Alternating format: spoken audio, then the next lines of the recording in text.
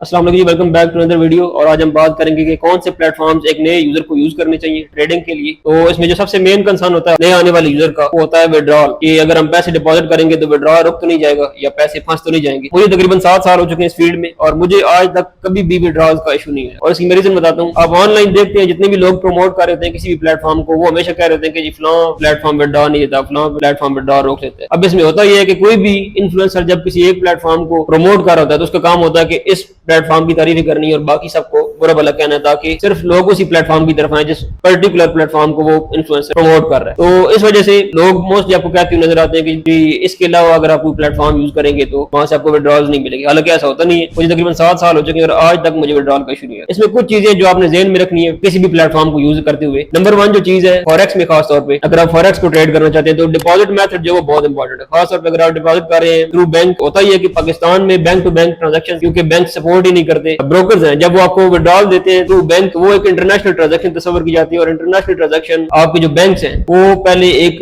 उसका पूरा प्रूफ मांगते हैं कि ये पैसे कहां से आए, तब जाके वो ट्रांजैक्शन प्रोसेस होता है। अब इस पूरे प्रोसेस में होता ही है कि आपकी ट्रांजैक्शन फंस जाती है और बंदे को यूं लगता है कि शायद मेरे साथ स्कैम हो गया। आपने सिंपली ज़हन में रखना है कि पाकिस्तान में आपने कोशिश करनी है डिपॉजिट मेथड बैंक को यूज नहीं करना, या इवन जो आपके एटीएम कार्ड है इनको भी आपने यूज नहीं करना डिपॉजिट या विड्रॉल के लिए। फॉरेक्स में, क्रिप्टो में सीन ही डिफरेंट है। क्रिप्टो में तो डिपॉजिट ही क्रिप्टो के थ्रू होता है, यूएसडीटी के थ्रू होता है। पाकिस्तान में बाइनेंस वगैरह जो दूसरे प्लेटफॉर्म्स हैं वो बैंक की ट्रांजैक्शंस को सपोर्ट ही नहीं करते। पीयर टू पीयर ट्रांजैक्शंस होती हैं या आप डायरेक्टली किसी लोकल एक्सचेंजर से यूएसडीटी परचेज करते हैं। इसके अलावा कोई दूसरा तरीका ही नहीं है। बाकी जहां तक बात है फॉरेक्स की, फॉरेक्स में आपको बहुत सारे प्लेटफॉर्म मिलते हैं, बैंक टू बैंक की ऑप्शन मिलता है, लेकिन अगेन उसमें आपको इशू आएगा, आपके विड्रॉल रुक जाएंगे और आपको यूं लगेगा कि शायद विड्रॉल जो है वो ब्रोकर ने रुके। हालांकि ब्रोकर ट्रांजैक्शन कर देता है लेकिन आगे जाके बैंक की तरफ से ट्रांजैक्शन रुक जाता है। अब इसमें आपने करना क्या है, सिंपली डिपॉजिट मेथड हमेशा वो इस्तेमाल करना है जो विड्रॉल जिसके थ्रू ऑटोमेटिकली और आसानी से प्रोसेस हो जाए। अब इसमें सबसे आसान तरीका है वो यूएसडीटी है। आप क्रिप्टो के थ्रू इसमें डिपॉजिट करें। फॉरेक्स के जितने भी ब्रोकर्स हैं,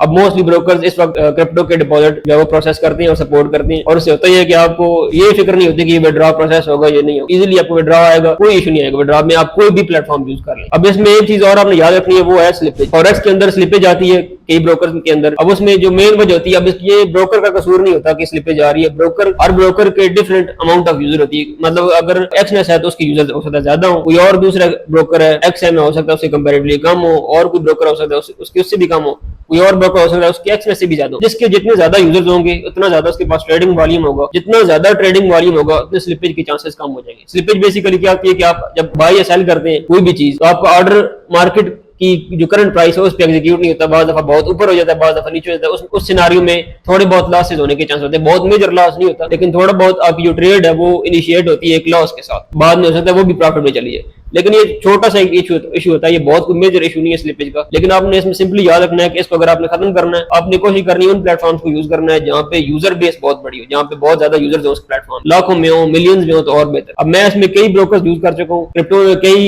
एक्सचेंजेस यूज कर चुका हूँ, आज तक ना विड्रॉल का इशू है ना डिपॉजिट का इशू है। सिंपली आपने करना क्या है, डिपॉजिट में विड्रॉल की मेथड को ध्यान में रखना है। डिपॉजिट मेथड खास तौर पे फॉरेक्स में वो यूज करना है जो डिपॉजिट मेथड आप इजीली जिससे आप विड्रॉ भी कर सके उसी, क्योंकि फॉरेक्स के जितने भी ब्रोकर्स हैं जिस भी डिपॉजिट मेथड को यूज करते हुए आप डिपॉजिट करेंगे, फॉरेक्स में विड्रॉल भी उसी मेथड के साथ होता है। आप किसी और मेथड के साथ विड्रॉ नहीं कर सकते। मोस्टली ब्रोकर्स की यही पॉलिसी है। अब लोग डिपॉजिट कर लेते हैं बैंक टू बैंक, जब विड्रॉ लेने जाते हैं तो बाकी तो वो किसी भी पेमेंट प्रोसेसर के थ्रू प्रोसेस हो ही नहीं सकती। फिर होता क्या है, एट द एंड ट्रांजैक्शन फंस जाती है, बंदे को लगता है कि मेरे पैसे फंस गए। तो ये चीज आपने सिर्फ ध्यान में रखनी है कि डिपॉजिट मेथड को ध्यान में रखना है, फॉरेक्स के मामले में स्लिपेज को थोड़ा सा ध्यान में रखना है। बाकी आप किसी भी प्लेटफॉर्म को यूज कर लें। अब मैं थोड़ी सी आपको लिस्ट दे देता हूँ, आपको पता होना चाहिए कि मैं कौन से यूज करता रहा हूँ, जो अभी कर रहा हूँ, इनमें से कोई कर सकते हैं। इसके अलावा भी कोई भी करना चाहे तो कर सकते हैं, मैं किसी को भी प्रमोट नहीं कर रहा। अब इसमें मैं एक्सनेस यूज करता रहूँ फॉरेक्स में, एंड एक्सएम यूज करता रहूँ, लाइट फाइनेंस यूज करता रहूँ। इसके अलावा जो क्रिप्टो है उसमें मैं बाइनेंस यूज करता रहूँ, बाइबिट यूज करता रहूँ। लेकिन आज तक मुझे कभी भी विड्रॉल का इशू नहीं आया